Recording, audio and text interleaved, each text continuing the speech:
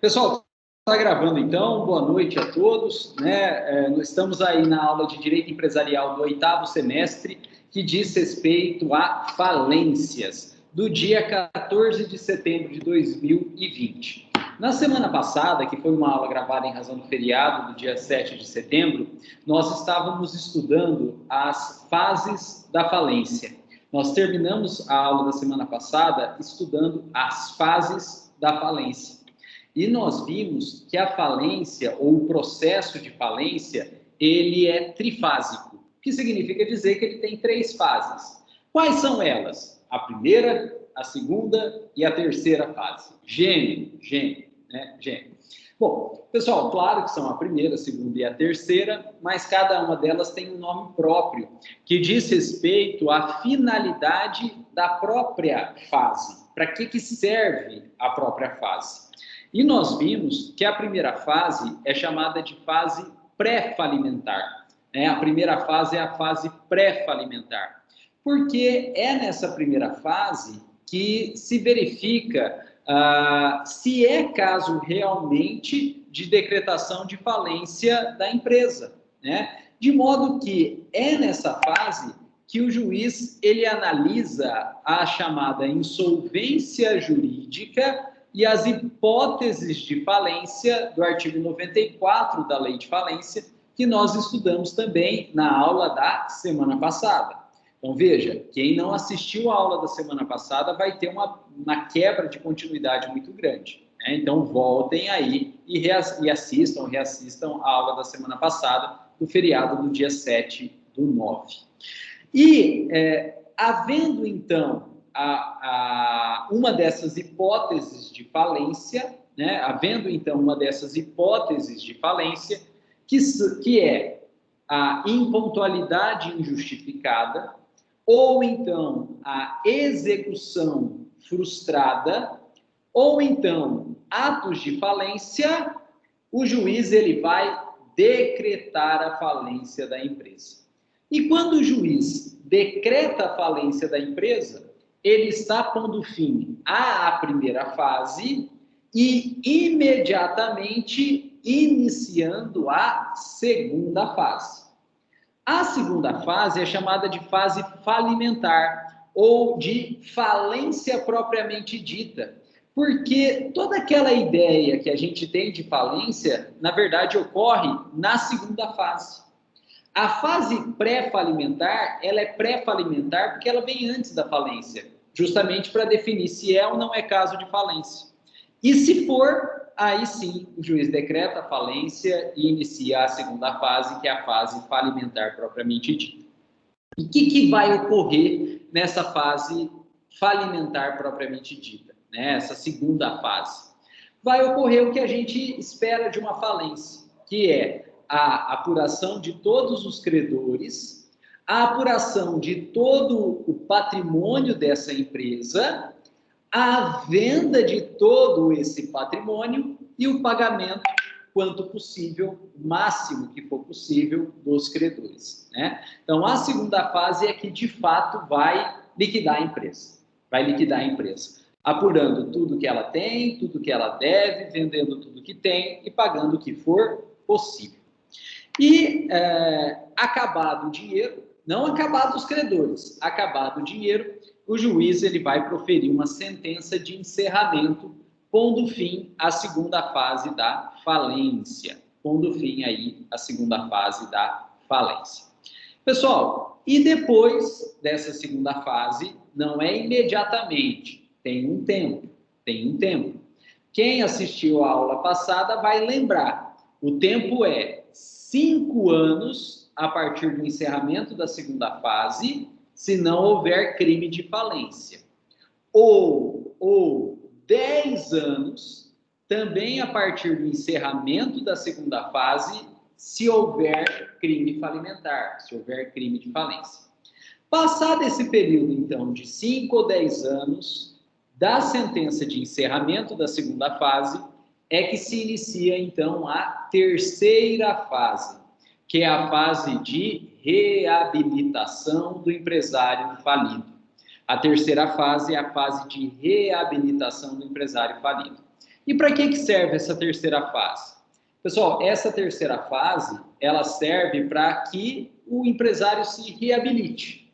E o que significa se reabilite? Significa que ele, então, e somente então, né, após então a terceira fase, é que esse empresário vai poder voltar a exercer a atividade empresarial, vai poder administrar alguma empresa novamente, né? Então, a reabilitação nada mais é do que a permissão do empresário voltar a exercer a atividade empresarial.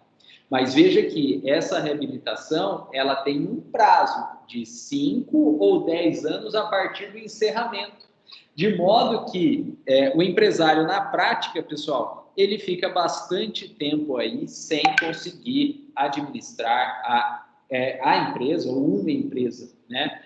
Porque existe essa proibição aí enquanto ele não for reabilitado. Pessoal, apresentado essas três fases, retomando o ponto final da aula passada, que está gravada e disponibilizada para vocês, nós podemos começar matéria nova, matéria inédita, que é o estudo de cada uma dessas fases, né? O estudo de cada uma dessas fases, ou seja, tudo que vai acontecer na primeira fase, tudo que vai acontecer na segunda fase e tudo que vai acontecer na terceira fase. Ato por ato, sequência por sequência. E como que chama, processualmente falando, essa sequência de atos processuais dentro de um processo? Como que chama a sequência de atos processuais dentro de um processo? Chama-se procedimento. Então, o que a gente vai estudar agora nada mais é do que o procedimento das fases de falência.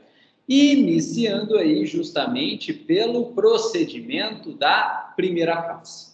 Pessoal, eu fiz um esqueminha aqui na lousa, né? Bati foto e estou disponibilizando para vocês através do compartilhamento de tela. Eu sei que a letra é feia, eu sei que a lousa é pequena, mas infelizmente é o que a gente tem.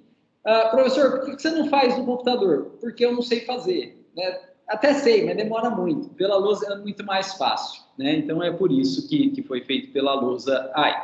E a gente vai então seguir esse esqueminha na aula de hoje. Nós não vamos seguir o material escrito, a gente vai seguir esse esqueminha que está projetado na lousa aí, e eu vou passando o mouse sobre o esqueminha para ir chamando a atenção de vocês no que a gente precisa, né? No ponto que a gente vai estar analisando.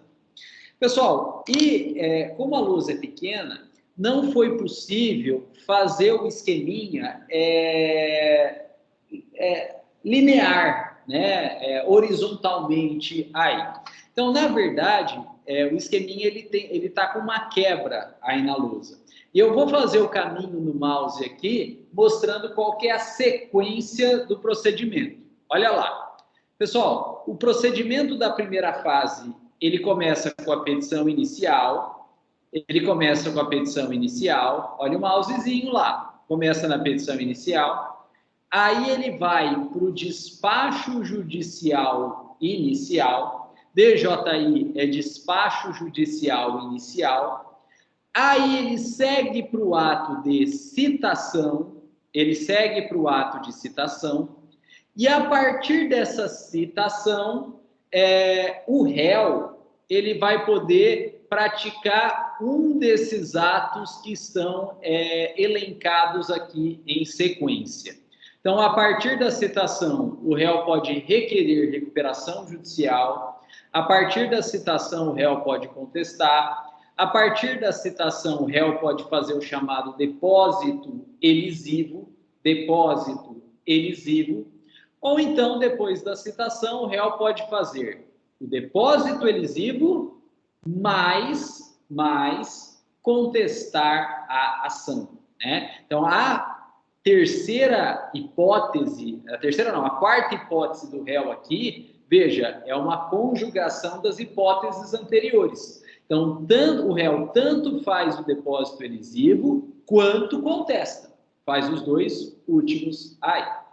E depois da prática de um desses atos aqui pelo réu, o processo ele vai concluso, e falar que o processo está concluso não significa que ele acabou, significa que ele está com o juiz, para o juiz poder proferir uma decisão.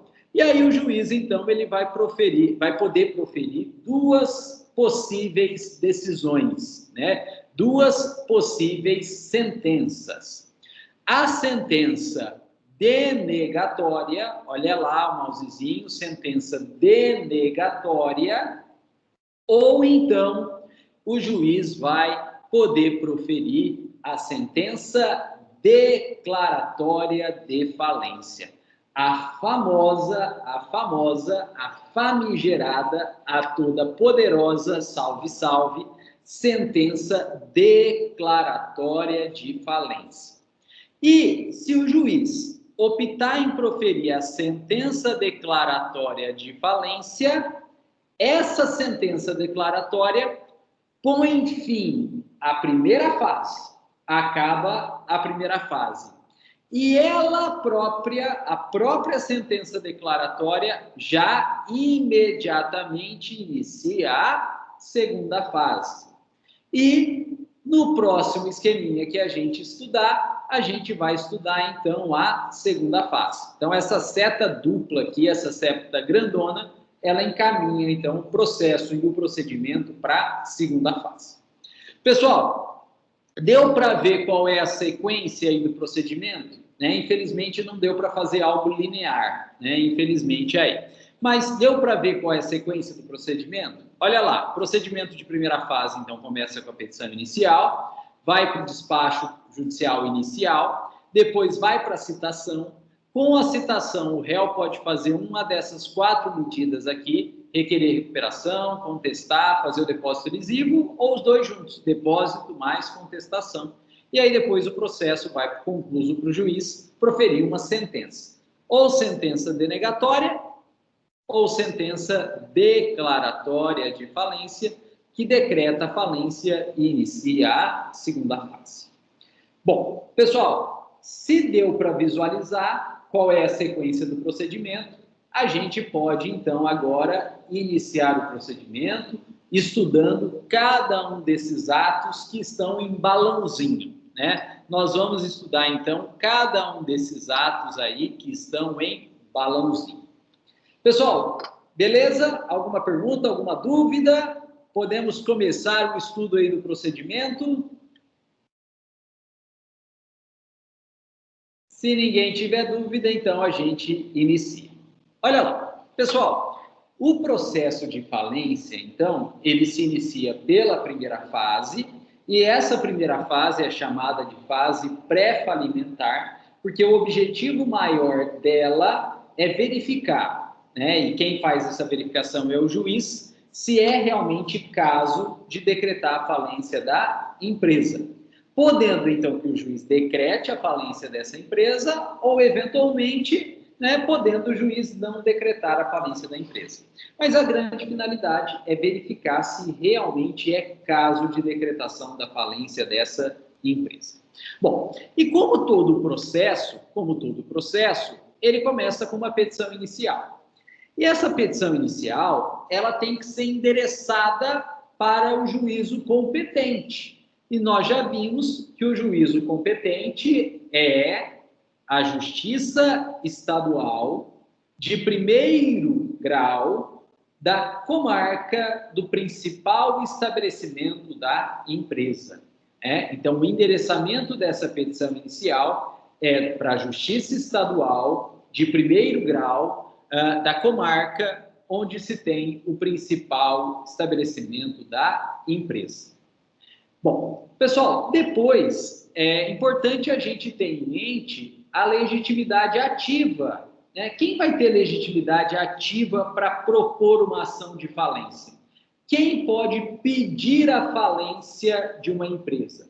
Pessoal, e a legitimidade ativa, ela é da própria empresa Em caso de autofalência, a própria empresa tem legitimidade ativa, né, para propor a sua própria falência, que é o caso de autofalência.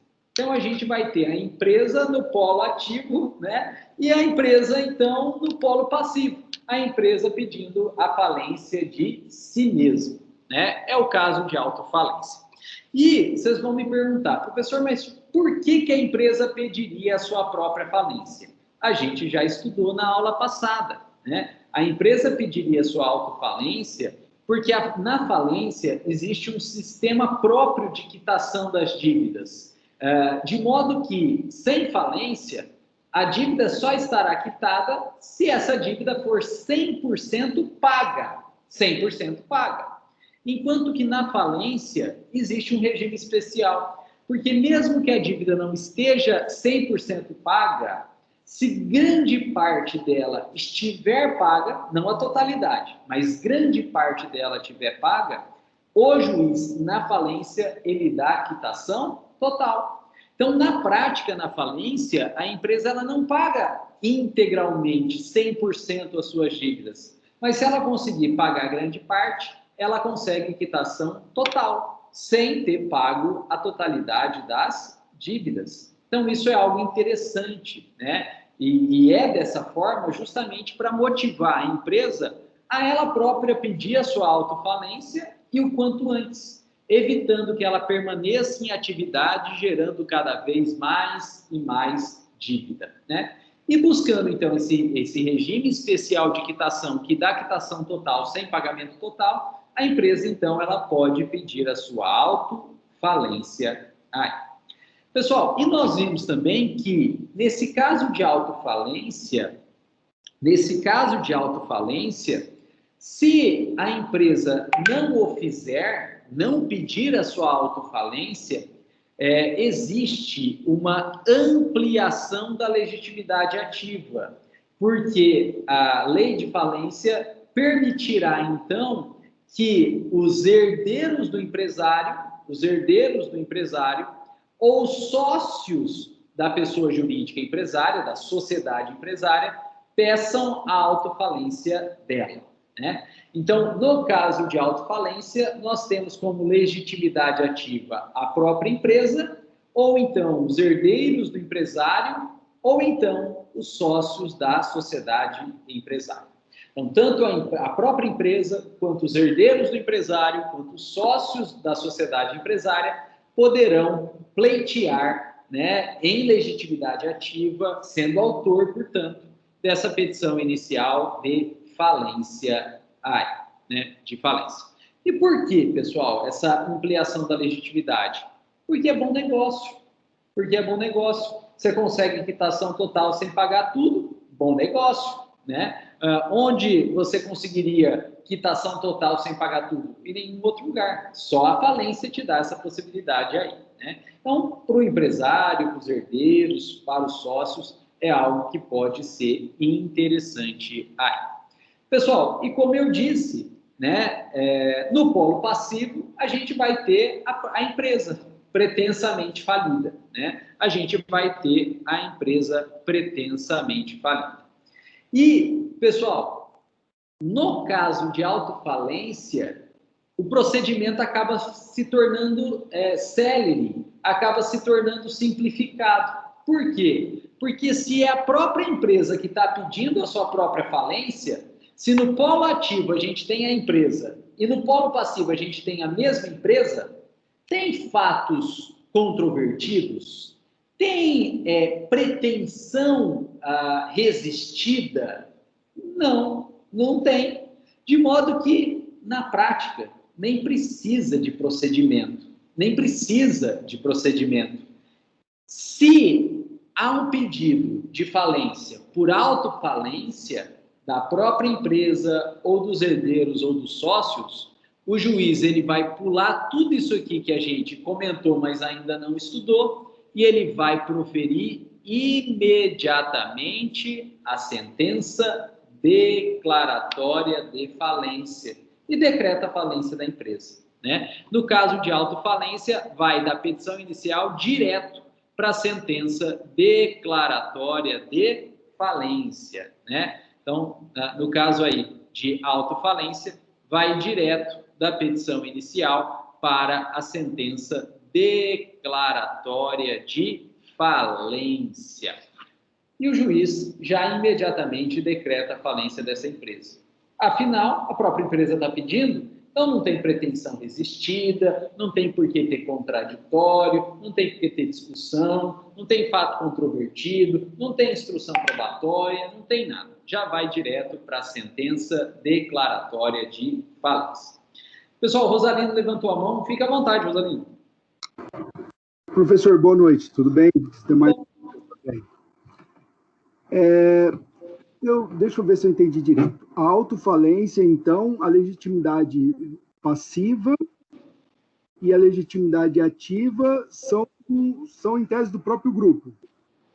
É a própria empresa, né? É a própria empresa. Isso ficou meio confuso para mim. Então, você pede autofalência contra mim mesmo, é isso? Na verdade, você vai fazer uma petição inicial assim: eu, empresa tal, venho à presença de Vossa Excelência requerer a minha decretação de falência. Ponto. Você não vai nem fazer uma petição inicial discriminando quem é autor, quem é réu, né? Na verdade, se assemelharia muito mais àquela ideia de jurisdição voluntária, né? Assemelharia a uma ideia de jurisdição voluntária aí, que há uma confusão de partes, você não tem propriamente partes antagônicas, né? Então, a petição inicial é simplesinha. Eu, empresa qualificada, venho à presença de Vossa Excelência requerer a decretação da minha falência. É isso aí.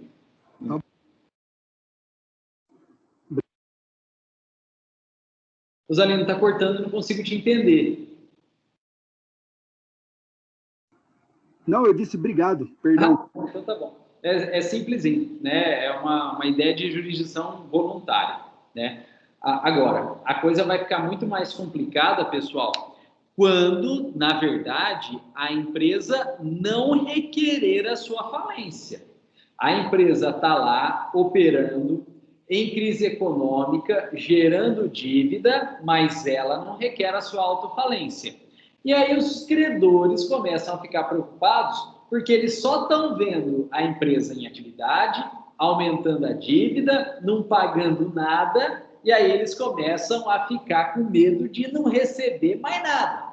E aí, então, como a empresa não fez, a empresa até poderia, mas não fez, quem vai pedir a falência são os credores, né? Então, quando a empresa não requer a sua própria falência, é possível que os credores, então, o façam, né? E aí, então, quem vai ter legitimidade são os credores, quem estará no polo ativo da demanda são os credores, né? Quem farão a petição inicial, né, são os credores, e o polo passivo, né, vai ser composto pela empresa, né? Então, a gente vai ter os credores no polo ativo requerendo a falência de uma empresa. Então, eu, né, fulano de tal, qualificado, venho à presença de Vossa Excelência requerer a decretação da empresa cicrano de tal, né? Então, veja que aí a gente vai ter, de fato, uma distinção do polo ativo e do polo passivo, né? Então, os credores que vão ter legitimidade para requerer essa falência. Agora, pessoal, quando quem requer a falência são os credores, a coisa não é tão fácil assim. Por quê? Porque, nesse caso de falência requerida pelos credores, na petição inicial, os credores vão ter que declinar, narrar uma daquelas 3 hipóteses de falência que a gente estudou na aula passada, né? E que estão presentes aí no artigo 94 da Lei de Falência, né? Então, quando os credores requerem a falência, a causa de pedir, olha o termo técnico, né? A causa de pedir deverá ser, pelo menos, uma das hipóteses de falência previstas no artigo 94 da Lei de Falência. Nós não vamos estudar essas hipóteses agora, né? Porque matéria da aula passada, isso já está gravado. Eu só vou relembrar com vocês quais são essas hipóteses de falência, que são 3, né? O credor, então, ele vai ter que alegar ou a impontualidade injustificada, ou a impontualidade injustificada, ou então o credor vai ter que alegar a execução frustrada, né? A execução frustrada, ou então o credor ele vai ter que alegar a terceira hipótese de falência, que são os atos de falência. Atos de falência. Então, as causas de pedir aqui são as hipóteses de falência: impontualidade injustificada, execução frustrada ou atos de falência. Pessoal, e não pode esquecer as regrinhas do ônus da prova, né? Olha o processo civil aí. Não pode esquecer as regrinhas do ônus da prova, porque quem alega tem que provar. Então, não basta que o credor, como autor da ação de falência, alegue. Ele tem que alegar, claro, que é a causa de pedir. Mas mais que alegar, ele vai ter que provar a ocorrência da hipótese de falência. Ele vai ter que provar a ocorrência da hipótese de falência. E claro, que se o credor autor, como decorrência do direito de ação, tem que provar, alegar e provar a hipótese de falência, como contrapartida do direito de ação do autor, a empresa ré, pretensamente falida, ela vai ter direito de defesa. Ela vai ter direito de defesa. E, portanto, a gente vai ter pretensões resistidas. Pretensões resistidas. E é por isso, então, que no pedido de falência pelo credor, narrada uma hipótese de falência, a gente vai ter todo um procedimento a ser seguido, a ser cumprido, para viabilizar o direito de ação e a instrução probatória pelo autor, e também para viabilizar o direito de defesa da empresa ré, até chegar ao momento derradeiro, onde o juiz vai ou negar a falência, que é a sentença declaratória, ou decretar a falência, que é a sentença declaratória. Né? Então, o juiz ou vai denegar, sentença denegatória, ou o juiz vai decretar a falência, que é a sentença declaratória. Mas veja, pessoal, esse procedimento todo aqui, ele só faz sentido se o pedido de falência for feito pelo credor, porque o credor tem que alegar a hipótese de falência e tem que provar essa hipótese de falência, e o réu, claro, vai ter direito de defesa, gerando, então, a necessidade de todo um procedimento até a sentença ou denegatória ou declaratória. Bom, pessoal, então, na falência pedido pelo credor, o credor é o autor, ele alega uma dessas hipóteses de falência, o réu é a empresa.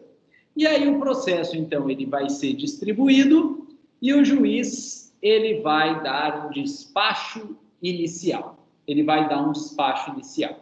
o que o juiz vai fazer nesse despacho inicial? Receber a petição inicial, se ela estiver em ordem, receber a petição inicial, se ela está em ordem, e determinar a citação do réu. Vai determinar a citação do réu. Quem que é o réu? A empresa pretensamente falida. Né? E a empresa, então, pretensamente falida, ela vai ser citada. Pessoal, e aqui vem um primeiro detalhe importante da lei de falência. Olha só, no CPC, no Código de Processo Civil, a citação, ela dá um prazo para o réu se manifestar. E esse prazo padrão no CPC, no processo civil, é de 15 dias. Só que a lei de falência, por ser norma especial, ela prepondera sobre a norma geral, que é o Código de Processo Civil. E a lei de falência fala que o réu vai ser citado para no prazo de 10 dias, praticar um desses atos processuais que a gente vai estudar daqui para frente.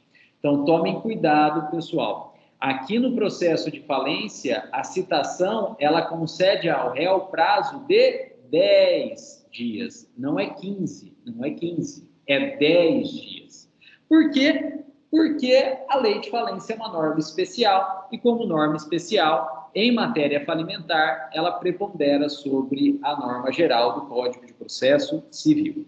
Pessoal, e as bancas de concurso, né, as questões de prova, sabendo aí que todo mundo decora que contestar é 15 dias, coloca uma questão de falência com alternativa a prazo de 15 dias. E aí, a pessoa que não estudou direito falência, chuta, né, sabendo aí que a regra geral é 15 dias, vai lá e chuta 15 dias. Está na alternativa A mesmo, nem lê as demais e manda o X em 15 dias. Essa pessoa, no mínimo precipitada, ela vai errar a questão, né? O prazo é de 10 dias. O prazo é de 10 dias. Pessoal, assim que saiu o Código de Processo Civil de 2015, teve uma discussão muito grande se seria, se a lei de falência que fala 10 não teria sido revogada pelo Código de Processo Civil que fala 15, né? E o Código de Processo Civil é de 2015 e, portanto, posterior à lei de falência, que é de 2005.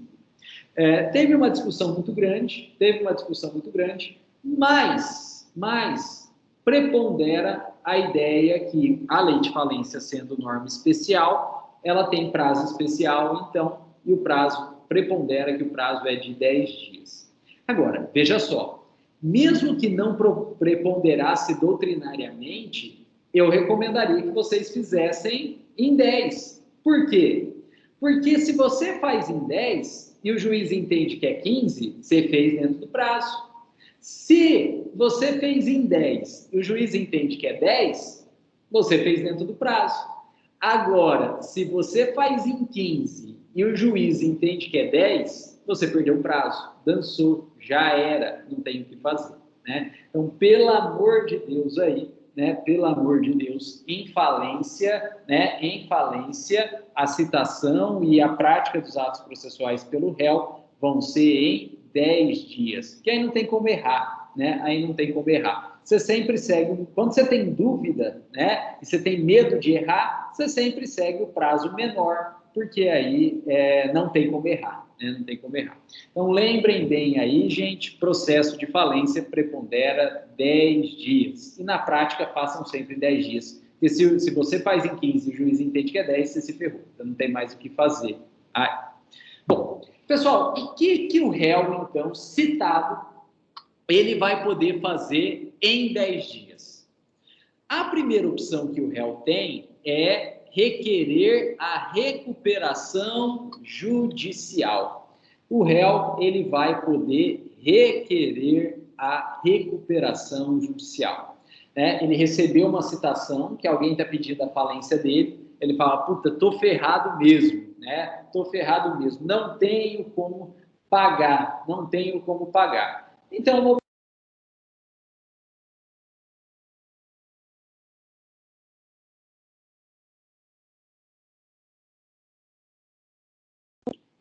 uma opção aí é o réu pedir a recuperação judicial. Pessoal, só que esse pedido de recuperação judicial não é algo tão simples de se fazer. Não é uma petiçãozinha aí de uma página falando, juiz, eu fui citado numa falência, estou fodido mesmo. Então, eu quero a minha recuperação judicial. Não é assim, não é algo tão simples. Por quê?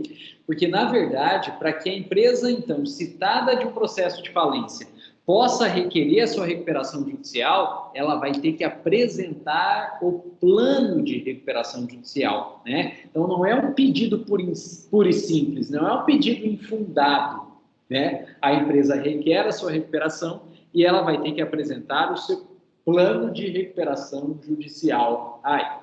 Pessoal, esse plano, ele é feito com base no artigo 50 da Lei de Falência, artigo 50 da Lei de Falência, e a gente vai estudar mais profundamente esse plano de recuperação mais no futuro, quando nós estivermos estudando a recuperação judicial de empresa, né? Por enquanto, a gente está estudando a falência. Então, nós não vamos entrar no plano agora, né? Mais para frente, quando a gente estiver estudando a recuperação, a gente entra e estuda esse plano aqui.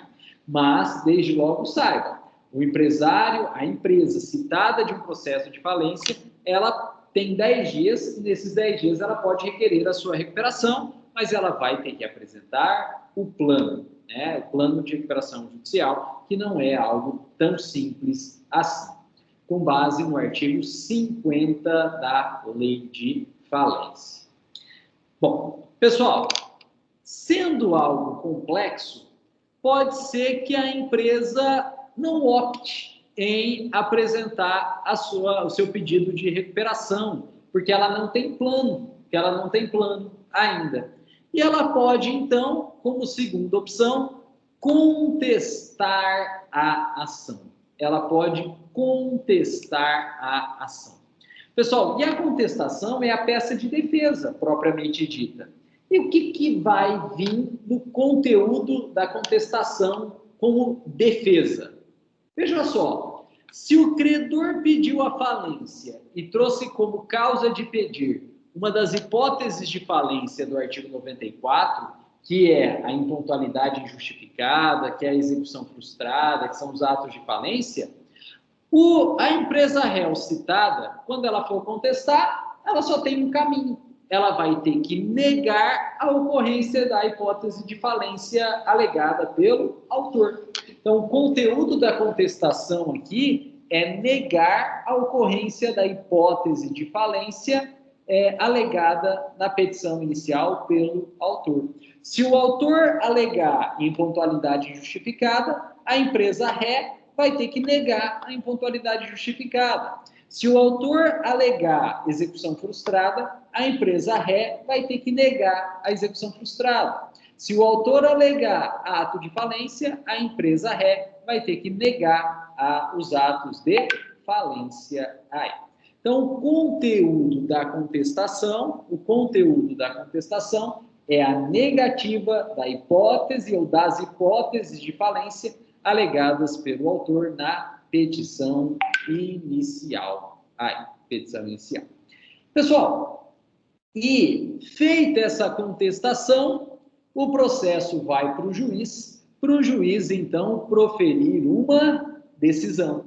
E se o juiz entender que não houve mesmo a hipótese de falência alegada pelo autor, se não houve a hipótese de falência alegada pelo autor, o juiz ele vai proferir a chamada sentença denegatória do processo de falência, né? Então, se o juiz entender que não houve mesmo a hipótese de falência alegada pelo autor, o juiz ele vai proferir a sentença denegatória de falência. E o que faz a sentença denegatória de falência? Nega a falência, diz que não há falência, não decreta a falência da empresa, né? A sentença denegatória de falência, ela não vai decretar a falência da empresa, vai negar a falência da empresa. E que mais, pessoal? O que mais que a sentença denegatória de falência vai fazer? Olha só, esse processo começou para decretar a falência da empresa. O processo só começou, só tem um objetivo, que é decretar a falência da empresa. E o juiz chegou à conclusão que não vai decretar a falência da empresa. Não tem falência. Se o processo começou para ter falência e não vai ter falência, tem por que esse processo continuar? Não. Então, a sentença denegatória de falência, ela nega a decretação de falência, não decreta a falência e ela extingue o processo. Ela é uma sentença terminativa. Ela extingue o processo. Pessoal, fiquem muito atentos com essa característica da sentença denegatória, porque é essa característica que vai permitir que a gente entenda, daqui a pouco, qual é o recurso cabível contra ela. Então, a sentença denegatória, ela denega a falência e é terminativa, ela extingue o processo. E isso é importante para a gente entender o recurso cabível contra ela aí. Agora, se o réu, se a empresa ré é citada e no prazo de 10 dias contesta, negando a hipótese de falência, e o processo vai para o juiz poder analisar, e por mais que a empresa tenha negado a hipótese de falência, o juiz entende que houve sim a hipótese de falência, ocorreu impontualidade injustificada, ocorreu execução frustrada, ocorreu ato de falência.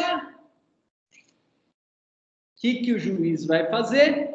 O juiz vai proferir a sentença declaratória de falência. Então, o réu até contestou, mas não colou a contestação, o juiz entende que ocorreu sim a hipótese de falência, o juiz vai proferir a sentença declaratória de falência. O juiz profere, então, a sentença declaratória de falência. Pessoal, o que faz a sentença declaratória? Decreta a falência da empresa. Decreta a falência da empresa. E extingue o processo? Não, claro que não. Extingue a primeira fase. Até aí tudo bem. Extingue a primeira fase. Mas extingue o processo? Não. Porque com a sentença declaratória, significa decretou a falência da empresa, esse processo vai seguir para a segunda fase. O processo vai seguir para a segunda fase. De modo que, importantíssimo, a sentença declaratória, ela decreta a falência, mas ela não é terminativa. A sentença declaratória, ela decreta a falência e ela não é terminativa, porque o processo vai continuar para a segunda fase. E importante essa característica, que a sentença declaratória ela não é terminativa, ou ela é não terminativa, para fins da gente entender daqui a pouco o recurso cabível contra ela. Recurso cabível contra ela. Bom, pessoal, e essa é a contestação. Mas o réu, ele tem uma terceira hipótese, ele tem uma terceira possibilidade. Réu, ele vai ser citado e no prazo de 10 dias ele vai poder fazer terceira opção, o chamado depósito elisivo, né? O chamado depósito elisivo. Então, no prazo de 10 dias, o réu vai poder fazer o depósito elisivo. Pessoal, o que é o depósito elisivo? Vocês que já tiveram aula de direito das obrigações sabem com certeza o que é purgação da mora. E o depósito elisivo nada mais é do que a purgação da mora, né? Depósito elisivo é o nome técnico que se dá dentro da falência para a purgação da mora. E o que é purgação da mora? É o pagamento da dívida. Então, o empresário, ele é citado num processo de falência e no prazo de 10 dias ele vai lá e deposita nos autos o valor cobrado, pagando a dívida. E por que esse depósito nos autos, pagando a dívida, recebe o nome de depósito elisivo? Porque, pessoal, se foi feito o depósito, pagou a dívida, não tem mais dívida, não tem por que ter falência. Ou seja, a feitura do depósito elisivo impede a decretação da falência. né? A feitura do depósito elisivo, ele impede, ele elide a decretação da falência. Então, feito o depósito elisivo, o processo vai para o juiz e o juiz vai necessariamente proferir a sentença denegatória de falência. Denega a falência, nega a falência e extingue o processo. Feito o depósito elisivo, o juiz profere a sentença denegatória, negando a falência e extinguindo o processo aí. Pessoal, e feito o depósito elisivo, proferida a sentença denegatória, extinto o processo, o dinheiro do depósito vai para quem? Para a empresa ré que depositou ou para o autor que fez o pedido de falência? O autor credor que fez o pedido de falência. Pessoal, esse dinheiro aí vai para o credor autor. Vai para o credor autor. Por que para o credor autor? Porque o credor autor fez um pedido de falência contra a empresa, alegando que a empresa deve para ele, afinal ele é credor. E a empresa vai lá e paga o que o autor alegou que a empresa devia para ele, fazendo o depósito elisivo e impedindo a decretação de falência. Mas na prática, ou processualmente falando, esse depósito elisivo não deixa de ser um reconhecimento jurídico do pedido, né? Processualmente falando, o depósito elisivo é um reconhecimento jurídico do pedido. Então, na prática, quando a empresa deposita, ela está reconhecendo que ela realmente devia para o autor, credor. E aí, não vai ter a sentença denegatória, né? Vai ter a sentença denegatória, vai negar a falência, vai extinguir o processo, e quem vai levar o dinheiro vai ser o credor autor, né? Quem pega o depósito elisivo é o credor autor. Agora, pessoal, observação importante. O depósito elisivo, ele é a purgação da mora. E se ele é a purgação da mora, a empresa tem que pagar a dívida toda, ao menos desse credor, mas tem que pagar, ao menos desse credor, a dívida toda. E o que significa pagar a dívida toda desse credor? Significa que esse depósito elisivo, ele vai ter que abarcar o valor da dívida em si, que a gente vai chamar de principal. Além disso, acrescido de correção monetária, juros moratórios, também juros remuneratórios, se houver, e também honorários advocatícios. Então, veja que esse depósito elisivo, ele é bruto, né? Tem que pagar tudo, porque ele é a purgação da mora. Então, o valor da dívida, que a gente chama de principal, acrescido de correção monetária, de juros moratórios, de juros compensatórios, se houver, e também de honorários advocatícios. Tem que pagar tudo, né? E esse é um dos motivos que eu disse para vocês que a falência é uma das melhores formas do credor cobrar a empresa devedora, né? O pedido de falência é uma das melhores formas que o credor tem de cobrar a empresa devedora. Por quê? Ao fazer o pedido de falência, a empresa vai ter medo de ter sua falência decretada e encerrar suas atividades. E aí, o próprio processo de falência dá a chance para ela de impedir a decretação da falência, fazendo o depósito elisivo. E é elisivo porque elide a decretação de falência. Só que, para isso, a empresa tem que pagar tudo. Principal, juros moratórios, juros compensatórios, correção monetária e honorários advocatícios. E, ao pagar tudo, elide a decretação de falência. Tudo bem, mas para o credor é um pátio a negação, porque ele recebe tudo. E ao término do processo, que é com a sentença denegatória, o juiz vai deferir o levantamento desse depósito elisivo pelo credor autor. Né? E o depósito elisivo, então, ele corresponde a esse reconhecimento jurídico do pedido. Bom, pessoal, alguém tem alguma dúvida? Alguém tem alguma pergunta? Fiquem à vontade aí. Eu tenho, professor. Pode falar. Bom, a primeira é a seguinte, as 4 etapas aí, uma extingue a outra, ou elas, em algum momento do processo, você pode, o autor ou mesmo a ré pode fazer uma ou outra? Mais de uma, por exemplo, contestar, mas depois faz o depósito elisivo, enfim. Né? Até a contestação passa a ser só para ganhar uma velocidade. Ah, tá, jóia, desculpa.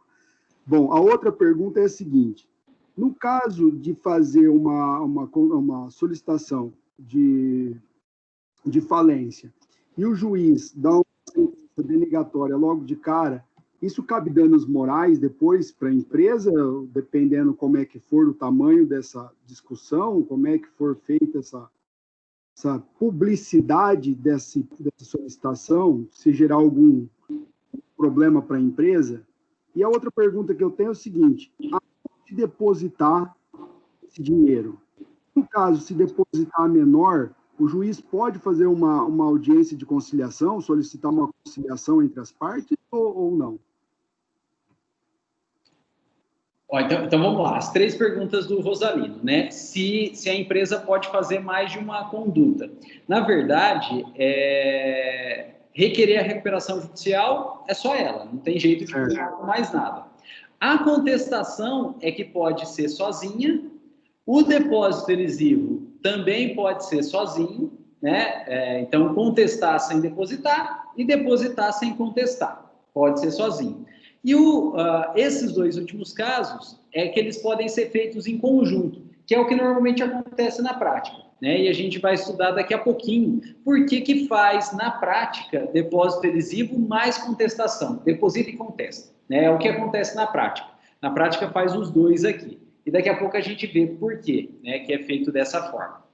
A segunda pergunta do Rosalino é se pode ter condenação por danos morais, né? O credor faz um pedido de falência infundado contra a empresa. E a resposta é pode sim. Quando a gente for estudar as características das sentenças, tanto da denegatória quanto da declaratória, eu vou comentar com vocês, mas já adiantando, quando o juiz ele profere a sentença denegatória, se ele entender que o pedido era infundado, né, era realmente infundado, né, foi um tiro do escuro aí, o juiz ele pode condenar a empresa, o credor autor em indenização. Aí não fala se é material ou se é moral, ela fala que o juiz pode condenar sim a indenização, né? Então, proferida a sentença denegatória, o juiz vai analisar e se ele verificar que realmente era completamente infundado o pedido de falência, ele, juiz, na própria sentença denegatória, já condena o credor autor em indenização por perdas e danos em face da empresa, né? Então, veja que não precisa nem ação autônoma de indenização, né? A própria sentença denegatória já tem essa característica aí, né? E usando uma linguagem de processo civil, na prática, essa sentença denegatória, ela acaba tendo um caráter dúplice, né? Porque ela foi proferida num processo do autor contra o réu. E sem reconvenção, o juiz, ao julgar a ação do autor contra o réu, na verdade, também julgou uma pretensão do réu contra o autor na própria sentença, sem reconvenção, né? Isso é chamado de natureza dúplice, né? Então, a sentença declaratória, denegatória, ela tem natureza dúplice. O juiz já condena na própria sentença o autor a pagar uma indenização para o réu, só que desde que infundado, né? Desde que infundado, né? Então, fica também a cargo do juiz, né? Fica a cargo do juiz. E tinha mais uma pergunta, Rosalino.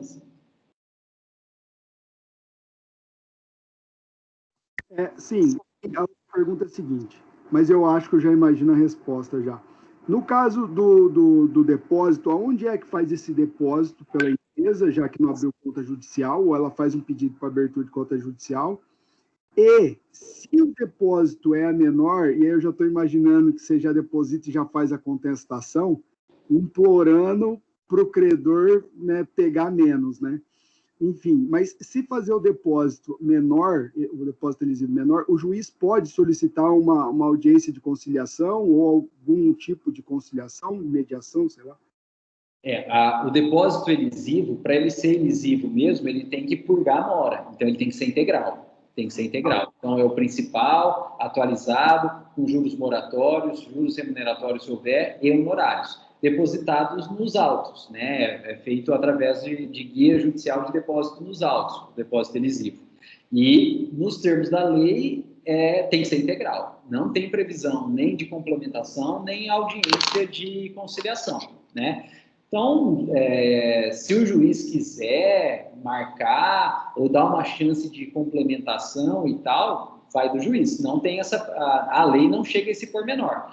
Pela lei, se o depósito elisivo for a menor, é caso de decretação de falência da empresa, né? Porque não foi depósito elisivo, né? Não foi depósito elisivo.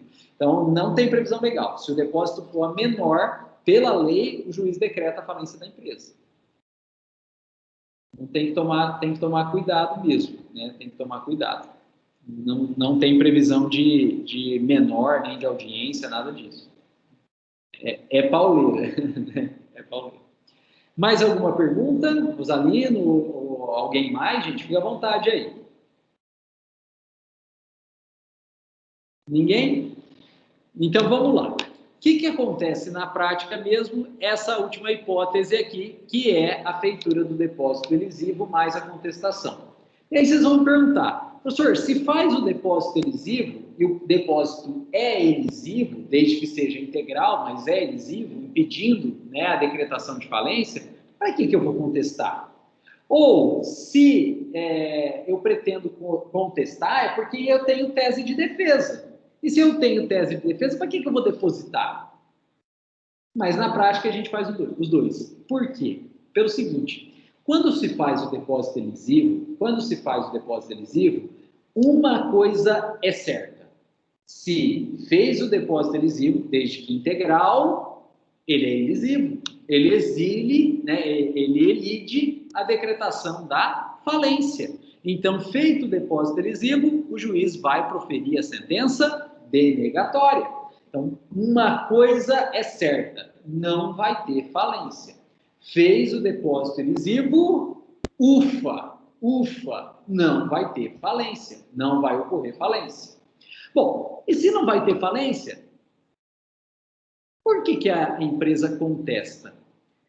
Para tentar recuperar o depósito, gente. A empresa contesta para tentar recuperar o depósito.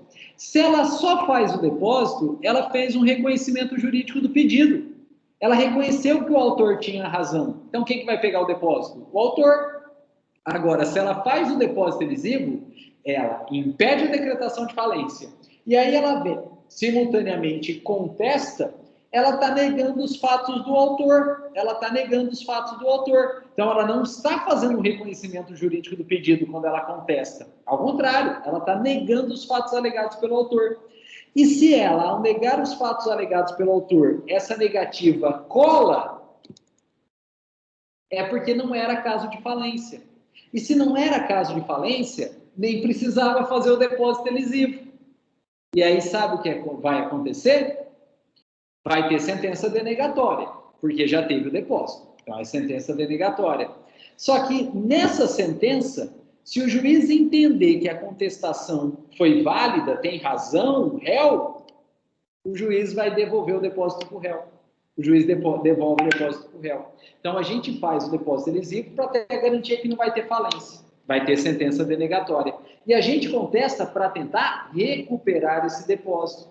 Porque se o juiz entender que não era caso, né, de falência, o depósito já impediu a falência de qualquer forma. Mas se não era caso de falência, o juiz, na sentença denegatória, manda o depósito ser devolvido para o réu. Então, o réu pega o dinheiro de volta e o autor fica a ver navios. E aí vocês vão me falar, professor, mas eu podia fazer isso só contestando. Podia. Tinha chance de ganhar? Tinha, mas tinha chance de perder. E se perdesse, aí já era, filho. Aí não tem choro nem vela, aí não tem mais o que fazer. porque se perder, o juiz decreta a falência, e aí a empresa é fechada, aí acabou.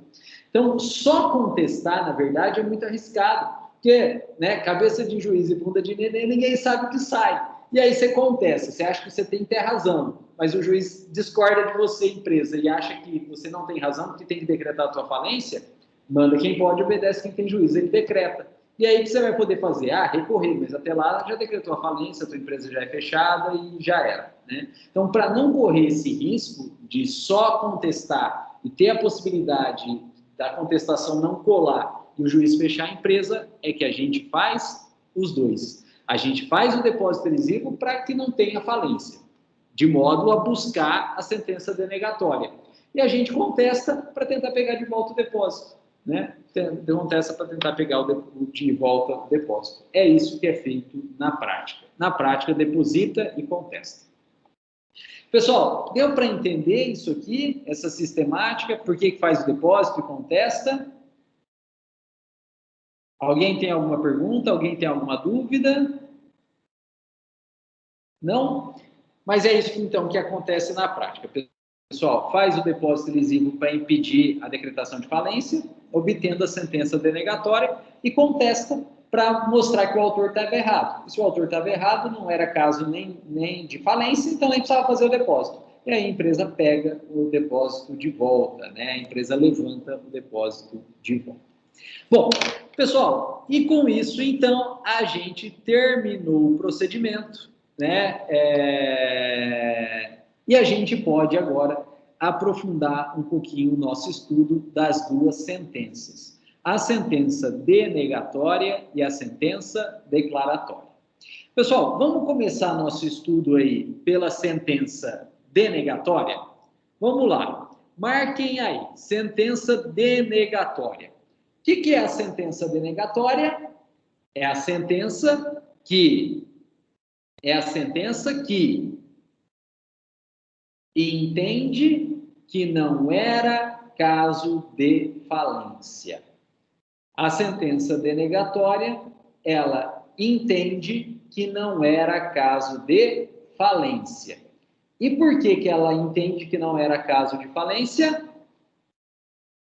Ou porque foi feito depósito elisivo, ou porque houve contestação negando, né, a hipótese de falência. Então, a sentença denegatória nega a decretação de falência, ou porque houve depósito elisivo, ou porque houve, então, contestação negando a hipótese de falência alegada pelo autor. Então, a sentença denegatória ela vai decorrer sempre do depósito elisivo ou de uma contestação negando a hipótese de falência. E a grande característica dela é que ela é uma sentença terminativa. Porque se o processo começou para decretar a falência e só serve para decretar a falência, e o juiz profere uma sentença denegatória negando a decretação de falência, não tem por que ter processo, né? Então, a sentença denegatória, ela é uma sentença terminativa. Essa é a grande característica dela. Ela é uma sentença terminativa. E qual que é o conteúdo dela? Ela é uma sentença de improcedência,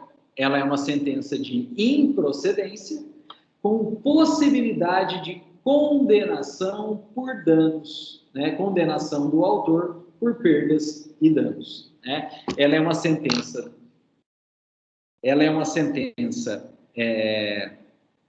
de improcedência com possibilidade de condenação do autor em perdas e danos. E essa possibilidade de condenação do autor em perdas e danos torna essa sentença denegatória uma sentença de natureza dúplice, né? Ela é uma sentença de natureza dúplice. Bom, pessoal, deu para marcar as características dela aí? Então, ela é uma sentença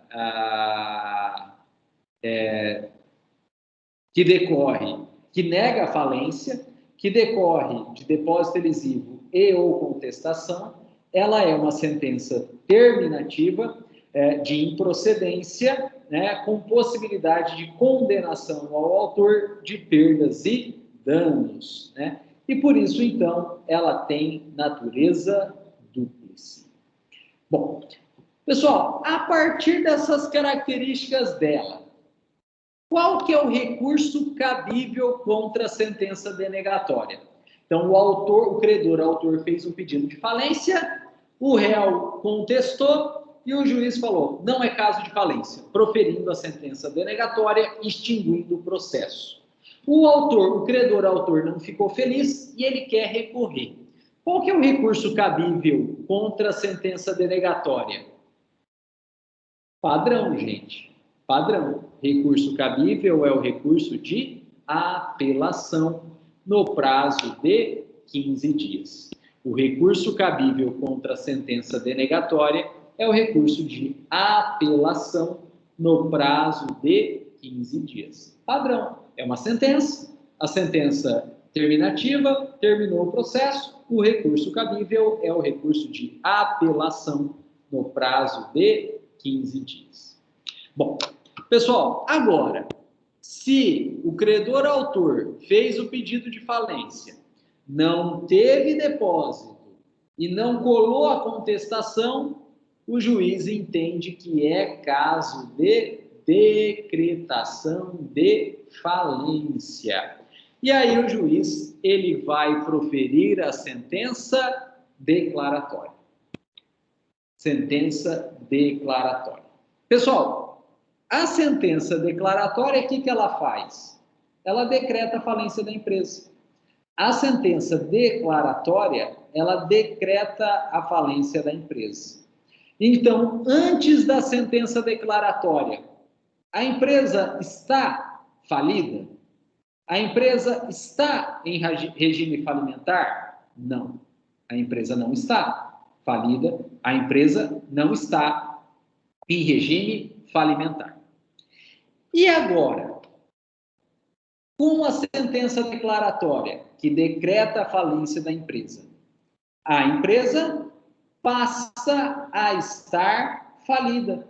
A empresa passa a estar em regime falimentar. Então, é a sentença declaratória que instaura a falência, que inicia a falência, que torna a empresa agora em empresa falida. De modo, pessoal, que a sentença declaratória, ela faz uma mudança fática na vida da empresa muito grande. Porque até a sentença declaratória a empresa não estava falida, estava operando normal, tranquilo aí. Com a sentença declaratória, a empresa passa a ser falida. A empresa passa a ser falida. Muda completamente a situação fática da empresa. Muda completamente a vida da empresa. Sendo assim, a sentença declaratória, ela tem que natureza jurídica, pessoal? A sentença declaratória, ela tem que natureza jurídica? Voltando às aulas de processo civil, será que a sentença declaratória de falência, ela é uma sentença declaratória? Ou será que ela é uma sentença constitutiva?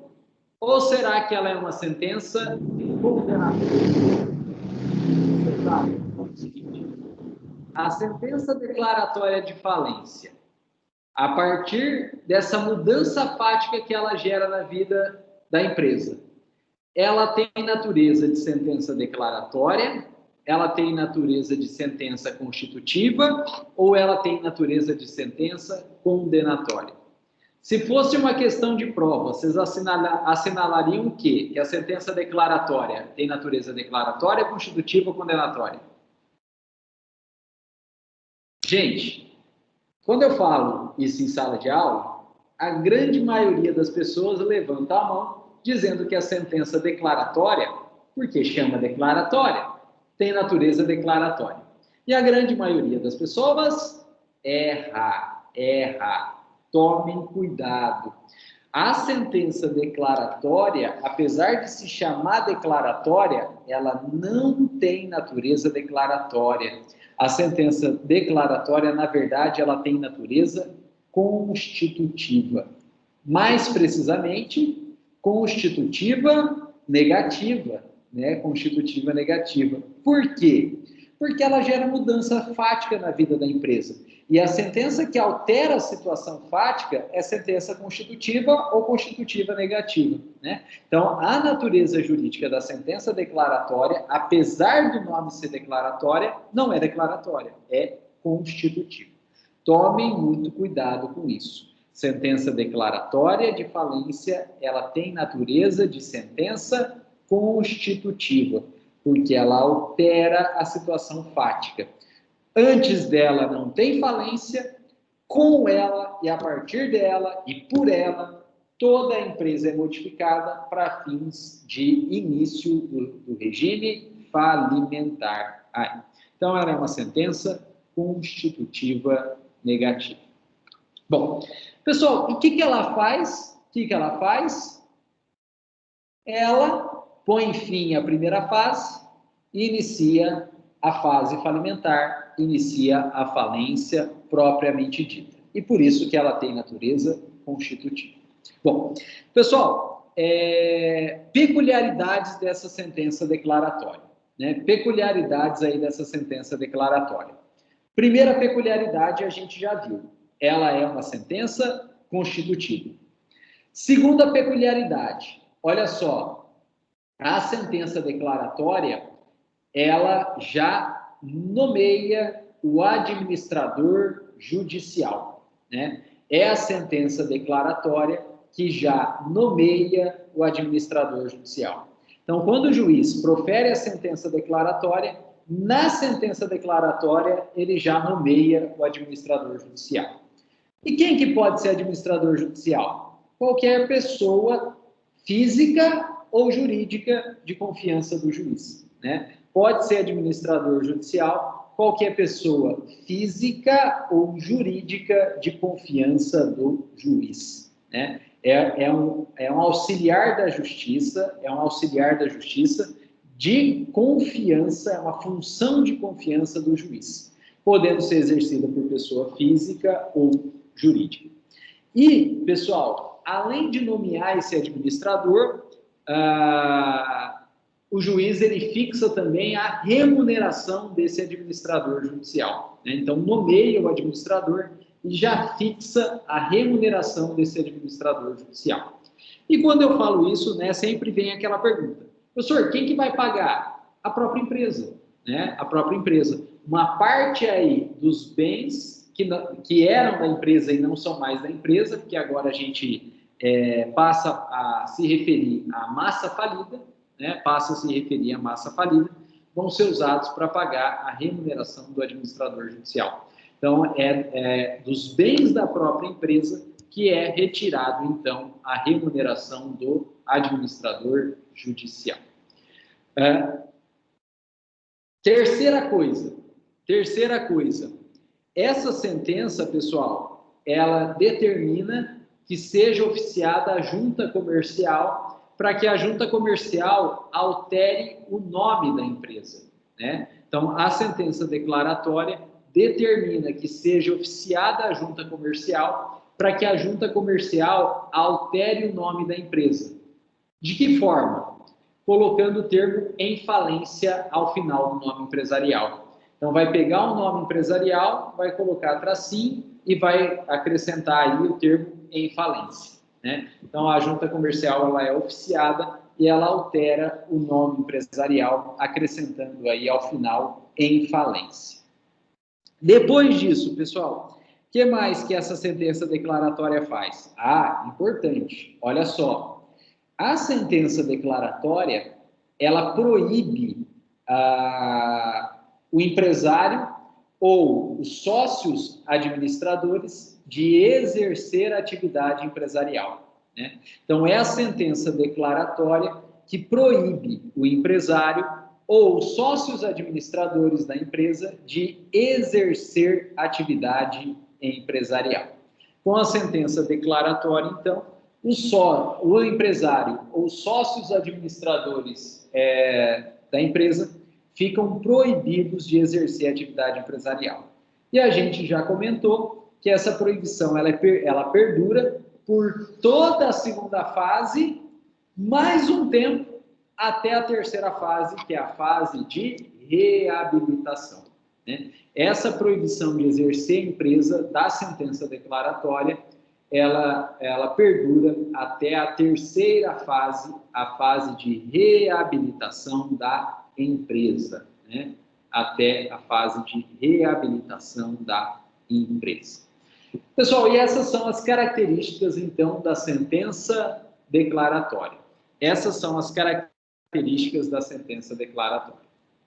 E a última coisa que a gente precisa estudar referente a essa sentença declaratória é a coisa mais maluca que tem.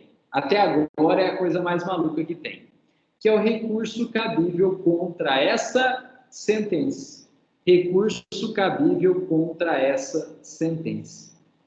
Pessoal, o que essa sentença faz mesmo? Põe fim à primeira fase? Sim. Mas imediatamente já inicia a segunda fase. De modo que ela não põe fim ao processo. Ela não tem natureza terminativa. Ela é uma sentença não terminativa. De modo que, quando a gente analisa o processo de primeira, de segunda fase, quando a gente analisa o processo como um todo, essa sentença declaratória, ela está onde? No começo? No meio? Ou no fim do processo? Ela está no meio, porque é ela que separa a primeira da segunda fase. Ela põe fim à primeira, mas ela já inicia a segunda. Então, ela não põe fim ao processo. Ela está no meio do processo. Sendo assim, essa sentença declaratória não é sentença. Ela não é sentença. Ela é, na verdade, uma decisão interlocutória. Ela não é sentença, porque ela não tem natureza terminativa. Ela é uma decisão interlocutória. Tecnicamente, processualmente falando, ela é uma decisão interlocutória. Sendo decisão interlocutória, qual que é o recurso cabível contra ela? Agravo de instrumento. Agravo de instrumento. Essa sentença declaratória, ela chama sentença, mas é uma decisão interlocutória. Ela chama declaratória, mas é constitutiva ou constitutiva negativa. E em razão dessas características malucas dela, apesar de chamar de sentença, não cabe apelação contra ela. Cabe agravo de instrumento. Então, marquem aí que o recurso cabível contra a sentença declaratória é recurso de agravo de instrumento. No processo de falência, a gente tem uma sentença chamada declaratória, que não é nem sentença e nem declaratória. E por conta disso, o recurso cabível não é apelação. O recurso cabível é o recurso de agravo de instrumento. Então, ela é uma sentença agravável. Ela é uma sentença agravável. E, pessoal, tinha que ser, não tem outro jeito. Tinha que ser uma sentença agravável. Tinha que ser agravo de instrumento. Por quê? Porque se o processo começa em primeiro grau e ele está tramitando em primeiro grau e o juiz de primeiro grau profere uma sentença declaratória, pondo fim à primeira fase, mas já iniciando a segunda fase imediatamente, significa que esse processo tem que continuar em primeiro grau. Tem que continuar em primeiro grau. Não pode sair de primeiro grau porque tem que fazer a falência. Mas o réu tem direito ao recurso. Como que a gente vai garantir que o réu tenha direito ao recurso no tribunal se o processo não pode sair do primeiro grau? Simples. Usando o recurso de agravo de instrumento. Porque instrumento do agravo nada mais é do que a cópia dos autos.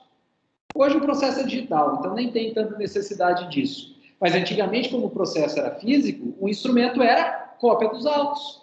E a única forma, então, que se tinha de manter o processo em primeiro grau, sempre da primeira e viabilizando a segunda fase, mas ainda assim permitir que a decisão fosse reanalisada em segundo grau, sem tirar o processo de primeiro grau, sem comprometer o andamento do processo em primeiro grau, era fazendo com que a sentença declaratória fosse recorrível por agravo de instrumento, porque o instrumento é uma cópia dos autos. E o agravo do instrumento, ele sobe sozinho. Então, o processo fica em primeiro grau, mas o recurso com o instrumento, com a cópia do processo, vai para o segundo grau, permitindo, então, a reanálise da decisão sem comprometer o processo ou sem tirar o processo de primeiro grau.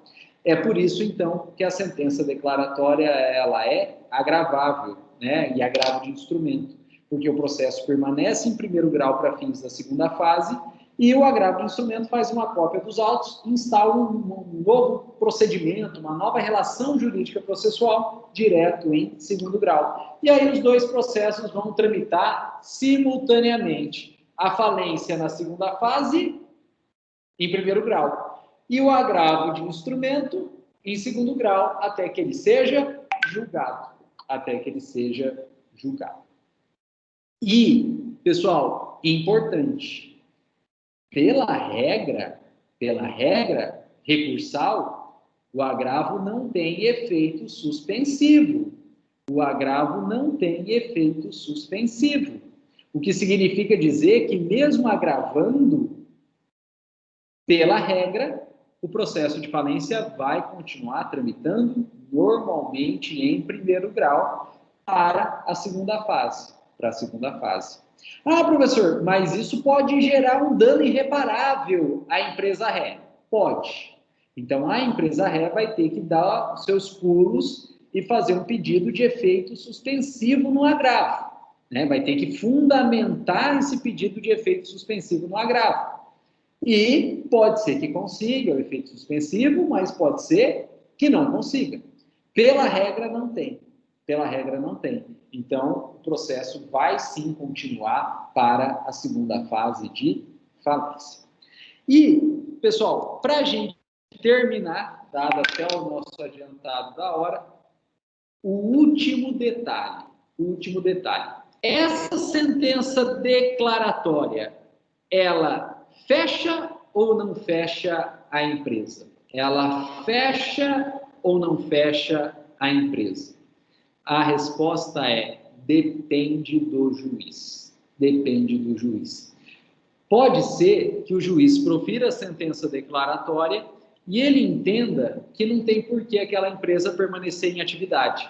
E aí ele profere a sentença declaratória, nomeando o administrador judicial e já fechando a empresa. E se ele o fizer, a empresa deixa de existir e a partir de então a gente passa a chamar os bens e as dívidas que sobraram daquela antiga empresa de massa falida.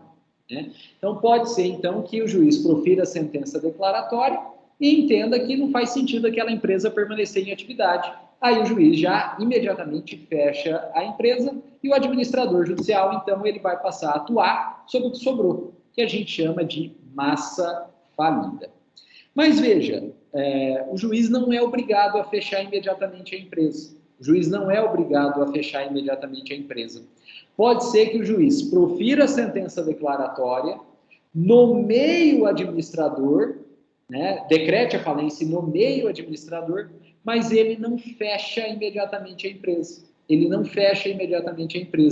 Ele permite que a empresa continue aberta e em operação. E, nesse caso, nós não temos ainda a massa falida. Nós temos a própria empresa. Só que não vai dar para deixar a antiga diretoria mandando. Porque se ele já quebrar a empresa, né? Ou eles vão quebrar ainda mais, ou eles vão tentar dilapidar patrimônio, ou eles vão praticar fraude, ou eles vão praticar crime. Então, não dá para deixar a diretoria. E aí, né, o juiz determina a saída da diretoria e quem vai administrar, quem na verdade vai mandar na empresa é o administrador judicial, né? Então, a sentença declaratória, ela pode fechar a empresa, mas ela pode não fechar a critério do juiz. Se ela fecha, vira massa falida e quem administra a massa falida é o administrador. Se ela não fecha a empresa continua em atividade e aí o administrador judicial ele vai tirar a diretoria e é ele que vai administrar essa empresa aí. E aí vocês vão me perguntar, professor, e por que o juiz deixaria a empresa aberta? Não é uma análise jurídica. Não é uma análise jurídica. A lei não traz critérios jurídicos para o juiz verificar se fecha ou mantém a empresa aberta. O juiz, ele vai fazer essa análise, se fecha ou deixa aberta, seguindo critérios econômicos. Então, se o juiz verificar que naquele caso concreto, aquela empresa em concreto, for eventualmente interessante mantê-la aberta, porque mantendo ela aberta, ela vai ainda gerar alguma renda, gerando alguma renda vai facilitar o pagamento das dívidas, por critérios econômicos, então o juiz mantém a empresa aberta. Mas não tem critério jurídico, a lei não entra nesse pormenor. É o juiz que vai analisar no caso concreto o que é melhor. E o exemplo que eu costumo dar é o seguinte: a empresa ela tem um estoque muito grande, decretou a falência dela, mas ela tem um estoque muito grande. Pode fechar? Pode. Mas se fechar, não vai vender o estoque. Então, às vezes, é interessante, por exemplo, fechar a parte de produção. Então, não vai produzir mais nada. Mas manter aberto, manter funcionando ainda o departamento de venda, permitindo que todo aquele estoque seja desovado, vendendo o estoque e entrando dinheiro. E quanto mais dinheiro entra, mais dinheiro vai ter para pagar a dívida. E aí, depois, então, que vendeu todo o estoque, não tem mais estoque, aí sim não faz mais sentido manter a empresa aberta, aí o juiz vai lá e decreta o fechamento da empresa, né? Então, a sentença declaratória, ela não leva necessariamente ao fechamento imediato da empresa. Não tem volta, né? Não tem volta. Uma hora vai fechar, mas ela não leva necessariamente ao fechamento imediato da empresa. O juiz, segundo critérios econômicos, ele vai analisar o que é melhor no caso concreto. Ou se fecha de uma vez e para tudo, e aí o administrador vai administrar a massa falida, ou se mantém aberto, tira a diretoria, coloca o administrador judicial para administrar a própria empresa por um tempo, e aí pratica os atos economicamente viáveis, e aí depois, né, não sei quanto tempo, vai depender do caso concreto, mas passado o tempo, não tendo mais ato viável, né, economicamente viável, aí sim o juiz fecha essa empresa aí. E essa é a sentença declaratória de falência. Pessoal, eu vi que alguém levantou a mão aí. Alguém tem alguma pergunta? Alguém tem alguma dúvida? Professor Adonis. Professor, o senhor falou que o juiz ele nomeia um administrador, certo? Que tipo de requisito ele utiliza para nomear alguém? Se é alguém ali do meio empresarial já? Como é que é feita essa escolha aí? Função de confiança do juiz. É função de confiança do juiz. O juiz é livre para nomear. Antes eu falava que é igual perito, né? Porque o perito também é a função de confiança do juiz e o juiz nomeia quem ele quer como perito. Essa comparação valia no Código de 73, né? Mas já não vale mais no Código de 2015, porque no Código de 2015, para ser perito, você tem que ser previamente cadastrado no TJ, né? No TJ não, no tribunal, né? No tribunal. Para ser perito judicial, você tem que ter prévio cadastro no tribunal, e aí o juiz vai, né, nomear um dentre aqueles que já estão cadastrados, né? Mas tem que ser um dentro daqueles peritos cadastrados. Aqui no administrador judicial não tem cadastro nenhum. O juiz é livre para nomear alguém de confiança dele, é função de confiança do juiz. Normalmente ele vai pegar um advogado de renome na comarca, um administrador de empresa de renome, né? Ou uma empresa especializada. Tem empresas especializadas que a função social dela, a atividade empresarial dela, é funcionar como administradora de falência, né? Por exemplo, falência de grandes empresas, como as companhias aéreas, Varig, VASP, que a gente teve aí, né? Uma pessoa sozinha não vai dar conta. Então, existem empresas, né, escritórios especializados em trabalhar como administrador judicial de falência. O juiz é livre para escolher, é função de confiança do juiz. O ônus dessa contratação dessa pessoa é próprio da justiça ou a empresa vai ter que arcar com esse ônus ainda, da nomeação desse administrador ou uma empresa especializada? A empresa que paga, a massa falida que paga. Ok. A justiça não tira nada do bolso, não, né? A justiça não tira nada do bolso, não. É a própria massa falida que paga, né? E o administrador judicial, então, administrando a massa falida, é ele que vai se pagar. Não é ele que vai fixar o quanto ele tem direito de receber. O juiz, quando nomeia o administrador, já fixa quanto o administrador tem direito de receber. E é a massa falida que vai pagar, então é o próprio administrador que se paga. Né? Aí vocês vão falar, nossa, mas qual que é a credibilidade disso, qual que é a segurança disso? Gente, o administrador judicial é uma pessoa de confiança do juiz, é um longa-manos do juiz, né? Então, o administrador ele é fiscalizado pelo juiz. E, claro, se ele fizer alguma coisa de errado, o juiz vai destituí-lo e, por que não? Oficiar o Ministério Público processa o administrador judicial, né? A responsabilidade do administrador judicial, gente, vocês já estudaram, é objetiva, né? O administrador judicial tem responsabilidade objetiva. Então, né, independente de dolo ou de culpa, ele responde, né? Então, porque ele está fazendo uma função pública, né? Está fazendo uma função pública como longa-manos do juiz. Então, é ele que, faticamente, é ele que se paga. Mas o dinheiro sai da massa falida e o valor sai do juiz. É o juiz que determina o valor. Certinho, obrigado. Imagina. Pessoal, mais alguém? Mais alguma pergunta? Fiquem à vontade aí. Pessoal, vou encerrar aqui a gravação, para o vídeo não ficar muito longo, né? Mas a gente continua batendo papo, né? Se alguém tiver alguma pergunta, alguma dúvida, algum comentário, alguma sugestão aí, fiquem à vontade.